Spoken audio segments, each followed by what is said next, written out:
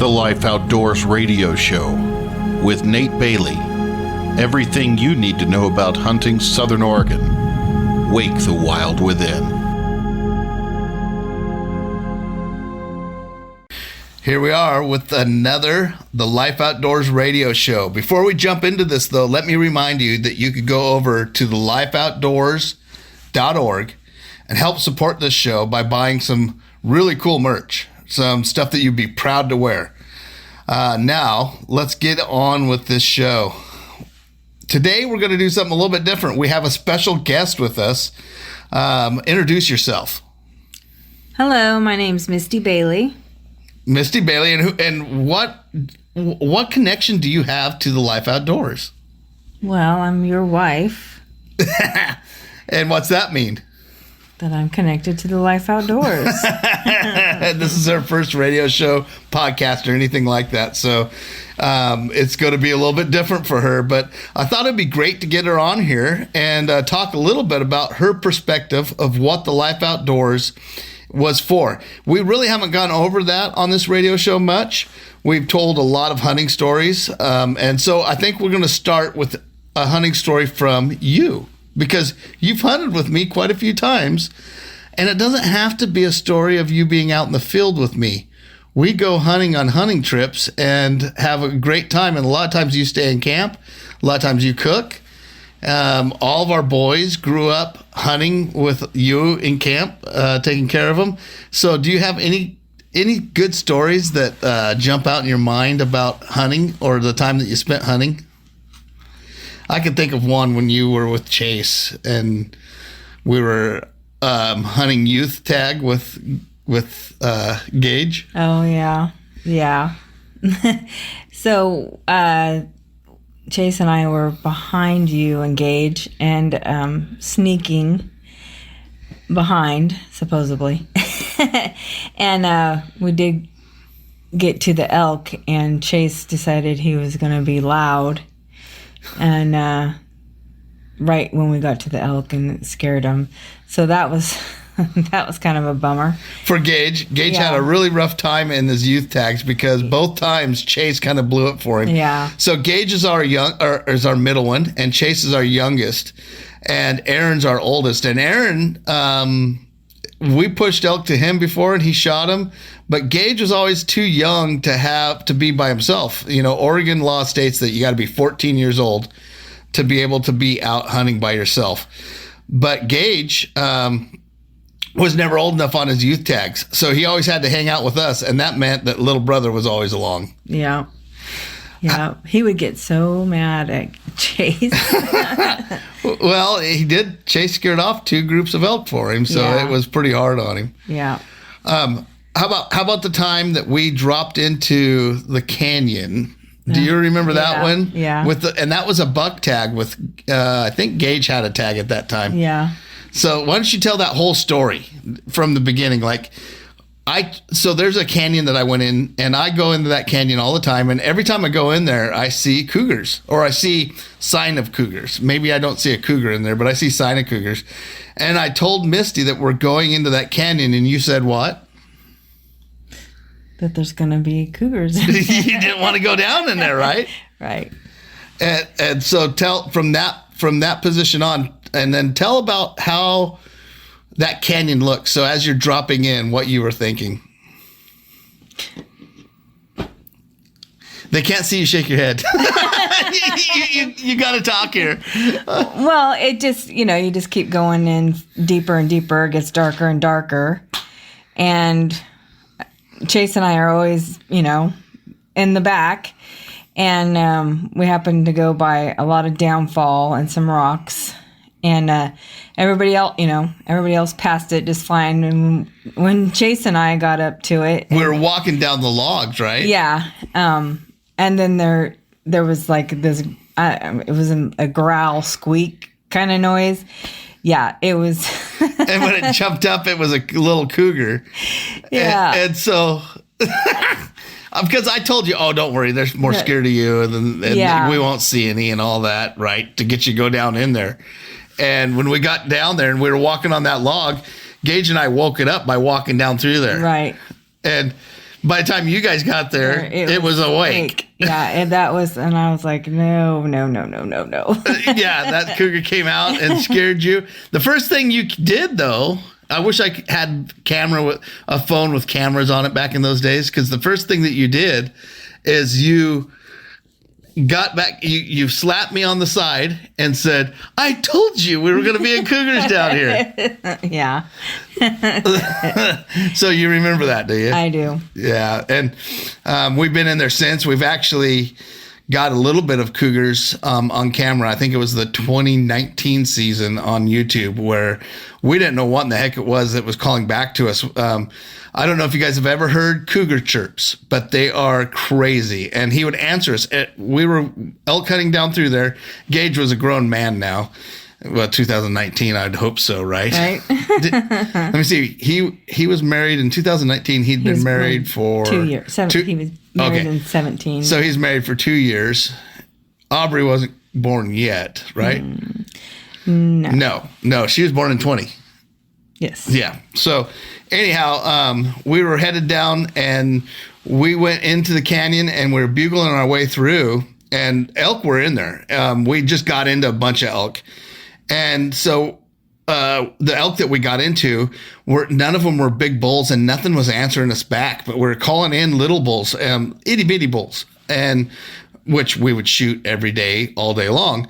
But they weren't coming into like our bugles. They were coming into cow calls. So we decided, man, we're just going to cow call. We're not going to bugle at all going in there. And we were coming across, and the canyon is divided in several little feeder canyons. So you got to cross over all these little feeder canyons to get to the main canyon. And that's what we were doing, because we were just following the herd. And it seemed like there were elk every one of those little feeder canyons. Anyhow, we got into this one and we were calling. And every cow call would be an answer with something that sounded almost like a cow call, but it was like a bird cow call. And it would answer. So we just started making our way to it, and it would get more intense. And it would cut us off. We just, and then it would be chip, chip. And as we did that, we got into it, and sure enough, we heard this crashing coming out of a tree. And I couldn't. And we turned over there. We looked. It was kind of in a partial cut. So there were some trees that were standing, but there were some trees that were down. And it hit the ground, and we could hear it come out of the tree and hit the ground. And it sounded like an elephant exploding out of the woods, but it wasn't. And it hit the ground, and it got real low to the ground, and it was all puffed up. You know how cats puff up? It was all puffed up like just a regular house cat that gets puffed up when you mess with them. And it was running across the ground. And at first, we could not register what it was, but once it unpuffed and took off, we knew exactly what it was. It was a cougar. So we've seen quite a few in that little canyon. We saw him actually the next day too, and we should have taken a rifle in there and got him, because he would have come right straight to a call pretty easy. He was waiting up in that tree for elk to come along. He's going to jump down on him, I think. Pretty interesting though. So with that said, what do you think our what would you say our guiding principles or our goal of the Life Outdoorz is, from your perspective? Well, a lot of people want to get in the woods or hunt, or and they know that there's a connection with God, and I feel that that's our job, is to give them that experience, show them how it's done, and give them, what they're seeking. And everybody's seeking God, even if they don't even realize it. So and it doesn't have to be hunting. Just getting out, just doing things that you've never done before, whether it's cooking or hiking or sleeping with a bunch of bugs. Right. Yeah. All of that, just getting out of your comfort zone and realizing, that first of all, that you can do it. And then just pushing yourself through it and experiencing things that you never thought you could experience. Yeah. with our recent Crucible project. Now, here's the thing: we're a faith-based organization. We believe that Jesus says that He is the truth, and so if we could take people out to things that are true, right? Because when you could go over to your thermostat and just turn up the heat, you're not really seeing the truth of how cold it is outside. If you go outside, even if you have a bunch of wood stored, you're really not seeing it either. If you're sleeping in a tent and you have to get underneath a bunch of different blankets and you have to try to stay warm, you're kind of getting closer to that truth, right? Mm-hmm. And so we believe that if Jesus is the truth, then you have to get close to truth before you can even know who Jesus is. And we think that the modern world has created a world that is away from truth. A lot of people don't even know where their meat comes from. A lot of people have never, ever put a knife to meat to butcher it, to take it off of a bone on a leg. Mm-hmm. I bet you 90% of the people that eat meat don't do that. Well, yeah. My mom taught me how to cut up a chicken, and now you don't even have to do that anymore. It's already cut up for you. Yeah, that's a great point, because then at least people that cut up their own chickens knew that, that was an animal. And it's not just a hamburger that you buy from the store or a steak that's on your plate from a restaurant. And so that's why we have created Life Outdoorz, because we're trying to get people even closer than just, even shooting an animal, is trying to get people out in the woods and feel and have to rely on the Lord to do things, have to rely on something bigger than themselves. And I think we live in a modern world that tries to pull away from that. Mm-hmm. So with that said, how do we do that? What are the things that the Life Outdoorz does to do that? And what are we looking at down the road as you being a part of, the part of the brains behind what we believe we should put our efforts and time and money in, trying to get people into the outdoors? What kind of things do you think are important? Well, I think, if you have certain interests, whether it be canning or whatever that you've never done, and we're going to be teaching on this stuff, and, get a hold of us and tell us what you'd like to do out of your comfort zone. I don't mean to interrupt you, but I didn't realize the impact of how impactful that is. I didn't realize that getting out of your comfort zone was such a big deal until we did the Crucible project, which is coming out on video. It's supposed to come out here in the 1st of November. We're getting it out. So the Crucible series is coming out, and it'll be playing, and you'll see people out of their comfort zone. The first part of it will be the kids. So we have 3 hunts with the kids. And then the last part of it will be people that we didn't randomly pick them. We put it out there. There was a application process. People then applied for it, and we picked the people who applied. We sent it to the board members, and they looked them over, and we applied, or picked people who applied for it. And the people that we took, those people, there was a reason we took them. A lot of them we asked several different questions, and a lot of those people wanted to know more about themselves. And that was why we took them. And it happened. You guys will see this in this series. You can make an elk hunting series. It's easy to make elk videos, hunting videos, but there's 100 of them out there. Mm-hmm. And really, honestly, do we really need to see another elk get killed? Mm-hmm. I mean, it's nice, but the fact of the matter is there's a bigger reason that we're doing this. And that's what we're doing with the Life Outdoorz is we're not really about making videos at all. We're about helping people become humans that they were made to be. And that's what the Life Outdoorz is all about. So it's kind of fun. When we get back on the other side of the break here, we're going to talk about a few ways to get people who maybe aren't as interested in hunting out there in the outdoors, because you've been deer hunting this year pretty hard, a lot harder than you normally do. And then we're going to also give you a couple tips, and we'll talk about some of the gear, because that's something I think that you, this year especially, I think that's something that you've seen the value of good gear. So when we get back from the break, guys, we're going to talk a little bit about that. And so stay here and listen to the sponsors of this radio station, and then we'll be right back. Hunting Southern Oregon. The Life Outdoorz radio show on Gold Country Radio with Nate Bailey. Keep it tuned right here for more ways to perfect your craft. Coming up next, Wake the Wild Within.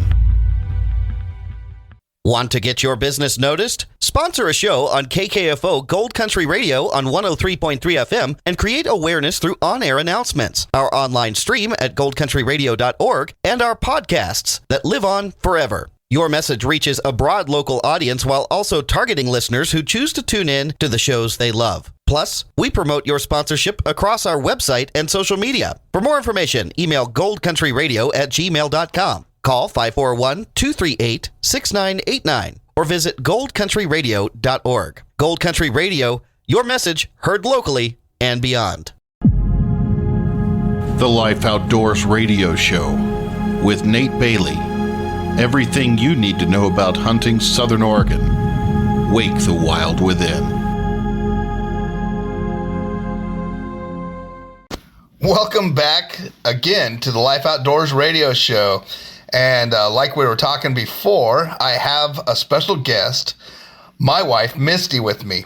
And we're going to talk a little bit about, normally we talk about tips here. We're going to talk a little bit about tips, but we're going to talk before that about whether or not to get your wife or husband, I guess, involved in your outdoor lifestyle. Did you have any choice in this, Misty? Yes, because I love to camp. And so that was my, you guys would go hunting and I would stay in the camp and camp. But that was part of the outdoor lifestyle. Now, before you met me, was that something that was a big part of your life? Camping, yes. Okay, being in the outdoors? Being in the outdoors, yes. Yeah, so... But I think women, not just women, but people that they say that's something they always wanted to do or whatever, and they just need to do it. Like, go on a hike in the woods or go camping with friends and family, What do you think the biggest barrier for people to get into the woods is? What do you think the biggest thing that keeps them from going? Because it's the unknown. The unknown. Yeah, there are some things in the woods that could probably potentially be something that would be something you don't want to deal with, of course. Right. Mm-hmm. But 90% of the time, from your experience, because you really didn't you like to go camping, but you didn't spend a lot of time hiking around in the woods until you were with me, did you? No, we stayed in camp. Yeah. Yeah. So what was the biggest thing that might have scared you when you first started going in the woods? Just not the unknown. Again, not knowing what's out there. Like, and you're constantly thinking, is there a bear? Is there? And I remember one time we were hiking somewhere and there was a bunch of coyotes that went off. That's right. And they were super close, and that to me was pretty crazy. But then once you get through it and past it, you're like, that was so awesome. Yeah. So how many times do you hear coyotes now? Oh, all the time. And I'm so like, that is so awesome. I just want to listen to it. I just want to. Yeah. Right. The same thing happened to me the first time I heard wolves. Mm-hmm. The first time I heard wolves, I was like, oh my gosh, what's going to happen? And now I hear them pretty frequently. We hunt the Cascades where there's a lot of wolves. And so you do hear them. But now it's kind of the same thing. When you hear a wolf, it's pretty... One thing is you're bummed because it's going to affect the elk hunting. But another thing is, it is cool to hear a wolf. I mean, it is flat cool. But being afraid of that, and I was kind of afraid at first, but then I started, here's the thing. I think a lot of people, and I think our culture has probably made it this way, our movies and everything else, we're so afraid of these wild animals. which we should have respect for. But we almost treat them like they're monsters that are hunting you down and want to eat you all the time. Right. And that's very rare. I mean, with the grizzly bears, I think grizzly bears are probably the most dangerous out there. Even the cougars are, a lot of times they'll follow us. I've had cougars follow my tracks, right? Mm-hmm. But I think a lot of that is like any cat. I think they're super curious. Yeah. And quite honestly, if you look at like animal attacks, do you know in North America what the most dangerous animal is? Oh, I put you on the spot. I don't. It's a moose. A moose. Oh, yeah. So a moose in Alaska is the most dangerous mammal, I guess. You know what the most dangerous animal is in the world? A hippopotamus. No, it's a mosquito. A mosquito kills more people every year than any other animal. That's true. Isn't that crazy? Yeah. So, so these things, I think there's a lot of unfounded fear when it comes to, but it's like the unknown, right? Right. And then, can you remember the first time that you saw like a bear? Mm-hmm. Do you remember it vividly? Yes. Tell us a little bit about it. And were you scared? Well, no, because we were in a car. Oh, okay. Where was that at? In Pendleton. Oh, so that was up in the Blue Mountains. Yeah. What did you think when you first saw that bear? Did you really think it was real? Yeah, no, not at first. You think like, what is that? And then when it, then your mind's like, that's bear. But like I said, I was in a car, so it was like, I'm safe. But there was that one time we went camping and my sister was already there and we pulled up and she's like, hurry up, get in here. There's baby bears up in the tree. The mom's around here somewhere. And so we ran and got in her motorhome real quick. That was kind of crazy.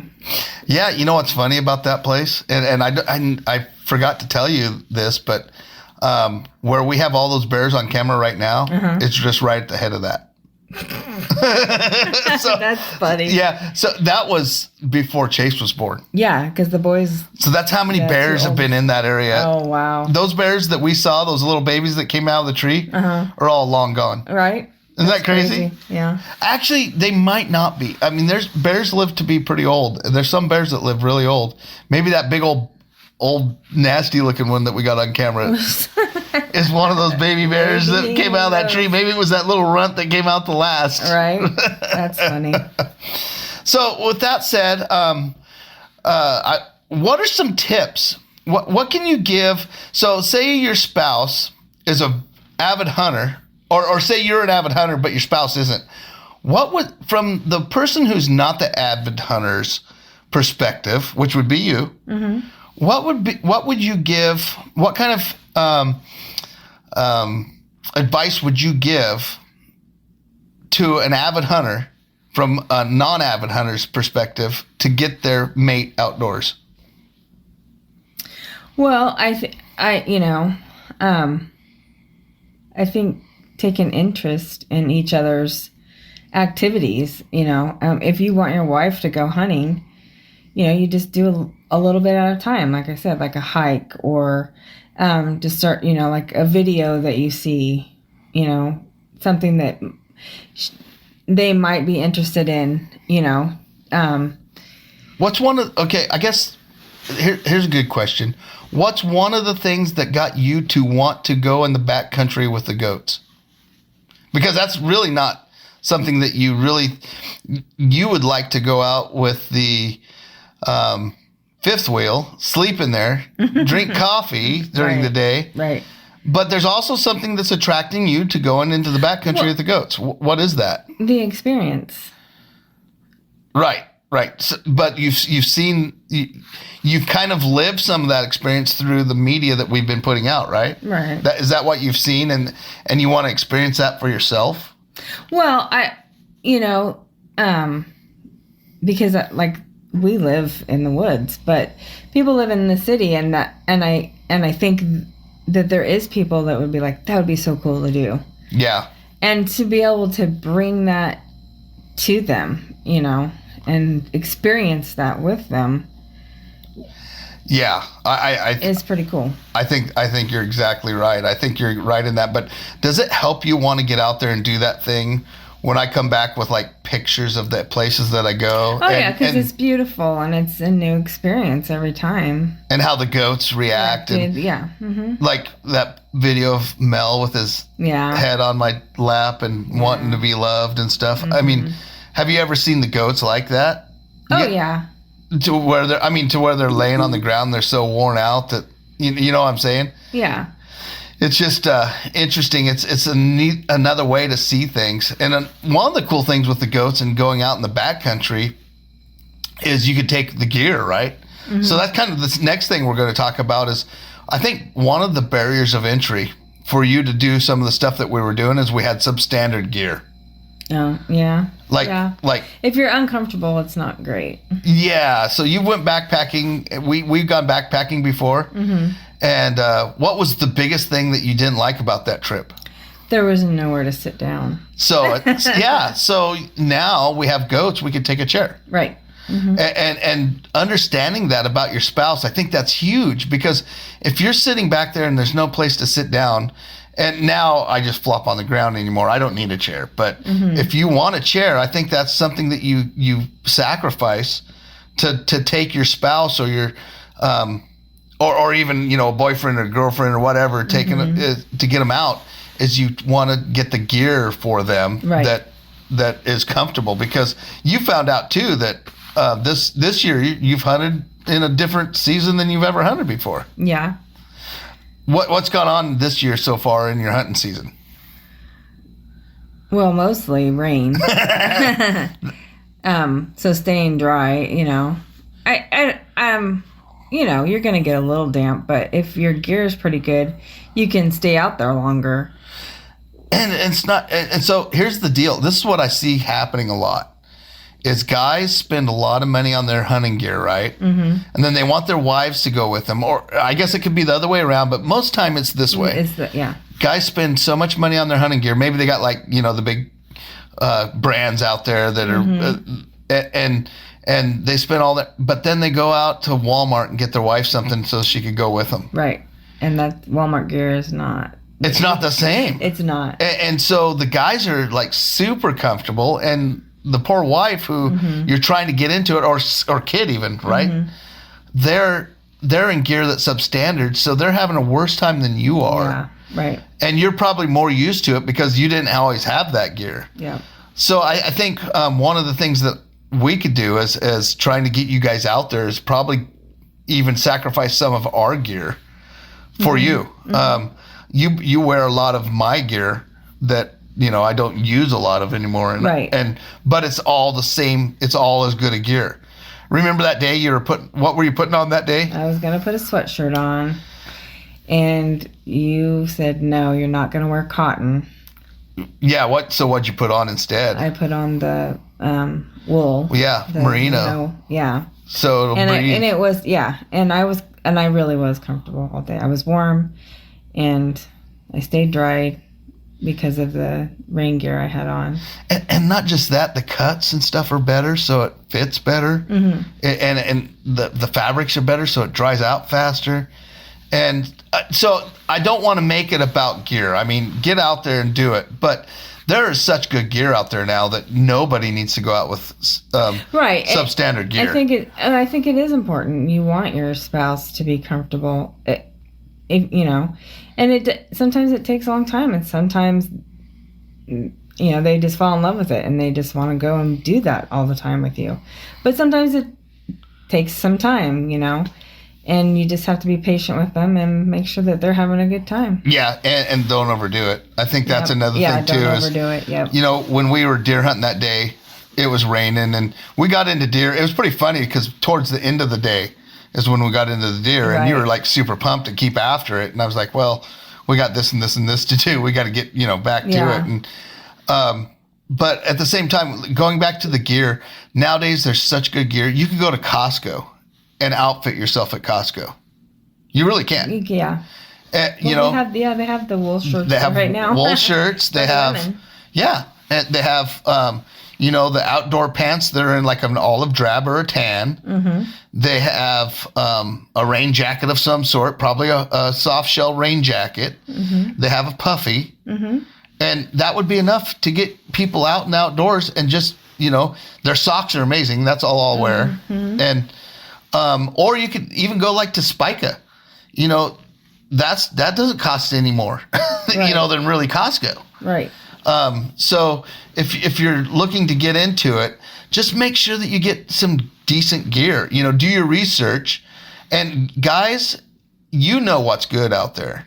Don't let your kids or your wife go out in substandard gear. That doesn't mean you have to spend the top dollar either. It just means that you got to do some research, find the good gear for them, and get them out there, because that makes all the difference. They're going to suffer. I mean, you suffer somehow, but that's part of it. That's why we're trying to get people out there, so they can find this truth, and so they can see that there's something beyond, the supermarket or the grocery store or their heater or. Right.